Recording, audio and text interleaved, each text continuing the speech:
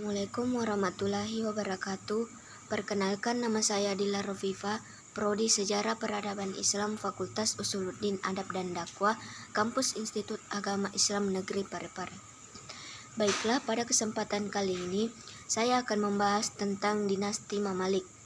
Dinasti Mamluk atau Mamalik adalah sebuah dinasti atau pemerintahan yang didirikan oleh para budak. Mereka pada mulanya adalah orang-orang yang ditawan oleh penguasa dinasti Ayyubiyah sebagai budak, yang kemudian dididik dan dijadikan tentara, dan mereka ditempatkan di tempat yang tersendiri yang terpisah dari masyarakat oleh penguasa Ayyubiyah yang terakhir, Al-Malik Al-Saleh. Mereka dijadikan pengawal untuk menjamin kelangsungan kekuasaannya. Pada masa itu, mereka mendapat hak-hak istimewa, baik dalam ketentaraan maupun dalam imbalan-imbalan material.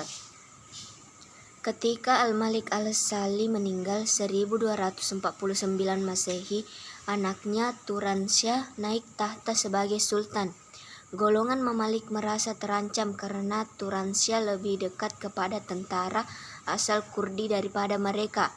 Pada tahun 1250 Masehi, Mamalik di bawah pimpinan Aibaka dan Aibars berhasil membunuh Turansyah.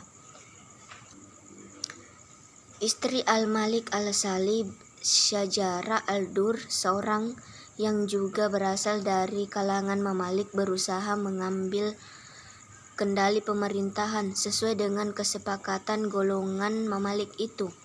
Kepemimpinan Syajaru Al-Dur berlangsung sekitar 3 bulan. Ia kemudian kawin dengan seorang tokoh kepemimpinan kepadanya sambil berharap dapat terus berkuasa di belakang tabir. Akan tetapi segera setelah itu Aibak membunuh Syajara Al-Dur dan mengambil sepenuhnya kendali pemerintahan. Pada mulanya, Aibak mengangkat seorang keturunan penguasa Ayyubiyah bernama Musa sebagai Sultan Syar'i atau formal, di samping dirinya yang bertindak sebagai penguasa yang sebenarnya. Namun, Musa akhirnya dibunuh oleh Aibak. Ini merupakan akhir dari dinasti Ayyubiyah di Mesir dan awal dari kekuasaan dinasti Mamalik. Kemajuan yang dicapai dinasti Mamluk. Dinasti Mamalik membawa warna baru dalam sejarah politik Islam. Pemerintahan dinasti ini bersifat oligarki militer, utamanya pada masa pemerintahan Mamluk Bahri. Sistem oligarki ini banyak mendatangkan kemajuan di Mesir. Pada amir berkompetisi dalam prestasi karena merupakan kandidat sultan. Adanya kompetisi semacam ini memotivasi setiap amir untuk melakukan perubahan demi terjadinya suatu kemajuan di Mesir. Adapun kemajuan-kemajuan yang dicapai dinasti Mamluk adalah sebagai berikut. Yang pertama, bidang militer. Pemerintahan dinasti ini dilantik dari pengaruh dalam kemiliteran. Pada Mamluk yang dididik haruslah dengan tujuan untuk menjadi pasukan penduduk, kebijaksanaan pemimpin. Ketua negara atau sultan akan diangkat di antara pemimpin tentara yang terbaik, yang paling berprestasi dan mempunyai kemampuan untuk menghimpun kekuatan. Walaupun mereka adalah pendatang di wilayah Mesir, setelah memeluk Islam, seorang Mamluk akan dilatih sebagai tentara berkuda. Yang kedua, bidang pemerintahan. Dalam bidang pemerintahan, kemenangan dinasti Mamalik atas tentara Mongol di Ain Al-Jalut menjadi modal besar untuk menguasai daerah-daerah sekitarnya. Banyak penguasa-penguasa dinasti kecil menyatakan setia kepada kerajaan ini. Untuk menjalankan pemerintahan di dalam negeri, Baibars mengangkat kelompok militer sebagai elit politik. Di samping itu, untuk memperoleh simpati dari kerajaan-kerajaan Islam lainnya, Baibars membiat keturunan kerajaan-kerajaan Islam lainnya. Baibars membiat keturunan Bani Abbasiyah yang berhasil meloloskan diri dari serangan bangsa Mongol. Al-Mustansir sebagai khalifah.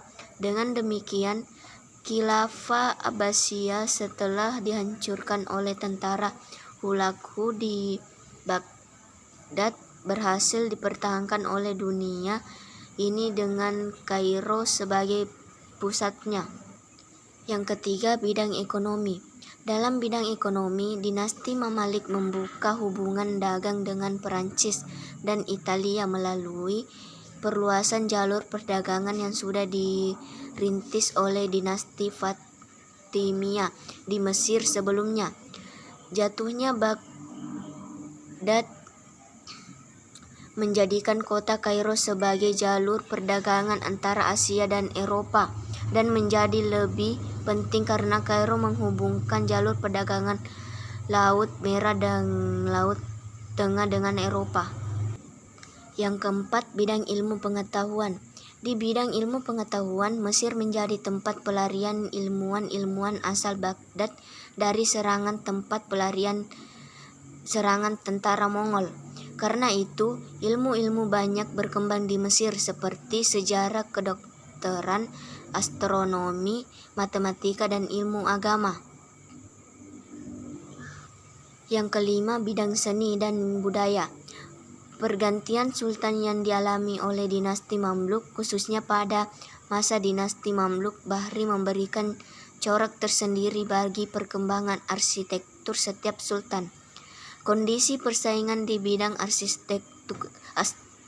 arsitektur ini memberikan gambaran tersendiri bagi kewibawaan dan kemajuan bagi diri sultan.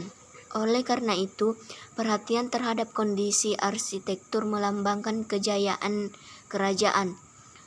Hal tersebut dapat dilihat dari setiap sultan berusaha lebih berhasil dari pendahuluannya meskipun semuanya tidak terpenuhi, sehingga ada keinginan mengabdikan sesuatu yang bersifat monumental dari kepemimpinannya sebagai warisan sejarah. Kemunduran dan kehancuran dinasti Mamaluk.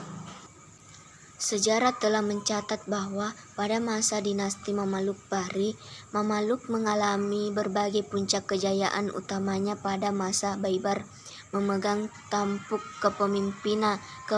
pemerintahan. Setelah pemerintahan Mamaluk beralih kepada kelompok Mamaluk Burji, dinasti Mamaluk mengalami banyak kemunduran. Kemunduran itu disebabkan berbagai faktor internal dan eksternal. Pada sultan dari Mamaluk Burji tidak memiliki pengetahuan cara mengatur roda pemerintahan kecuali latihan militer. Kenyataan menunjukkan situasi kelemahan yang dialami oleh dinasti ini.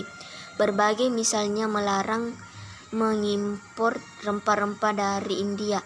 Akibatnya harga rempah-rempah menjadi mahal. Apabila komoditi ini dimonopoli oleh sultan, ia juga memonopoli pabrik gula dan melarang kaum wanita keluar rumah, memecat orang-orang non-muslim dari pegawai pemerintah.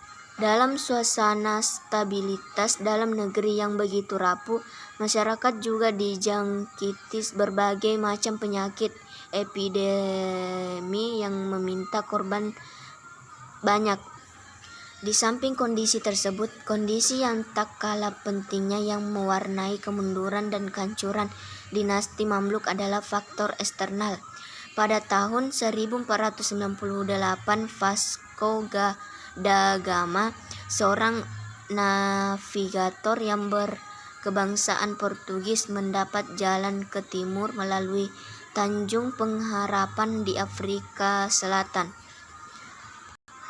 Dengan penemuan ini, orang Portugis dan Eropa lainnya bersatu untuk mendatangi daerah-daerah berhasil rempah-rempah di timur.